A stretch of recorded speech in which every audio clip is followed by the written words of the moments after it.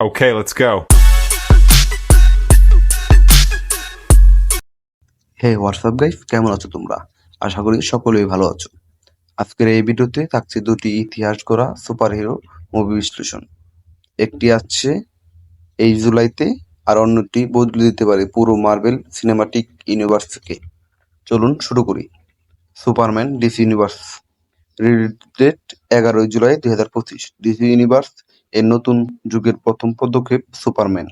এই মুভিতে আমরা পাচ্ছি এক নতুন সুপারম্যান, নতুন গল্প, আর বেশি মানবিক ও বাস্তবধর্মী চরিত্র।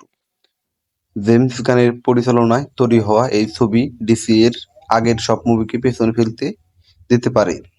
মুভির ট্রেলারে দেখা যায় ক্লার্ক কেন্ট দুই জগৎকেই ভারসাম্য রাখতে চায়। একদিকে সে সাধারণ মানুষ, অন্যদিকে বিশ্ব রক্ষাকারী এক শক্তিশালী হিরো। ভিএফএক্স, কাহিনী আর অ্যাকশন সব মিলিয়ে একটি হতে পারে বছরের সেরা সুপারহিরো ফিল্ম।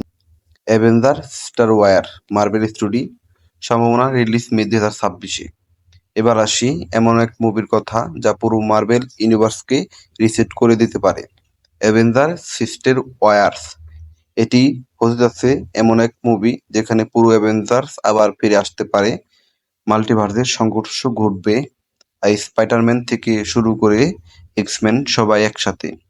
যদিও এখনো সময় অনেক বাকি, তবু ফ্যানদের মাঝে উত্তেজনার শেষ নেই।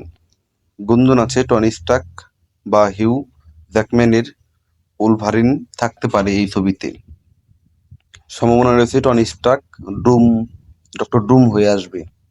তাহলে বন্ধুরা, আপনি কোন মুভির জন্য বেশি এক্সাইটেড?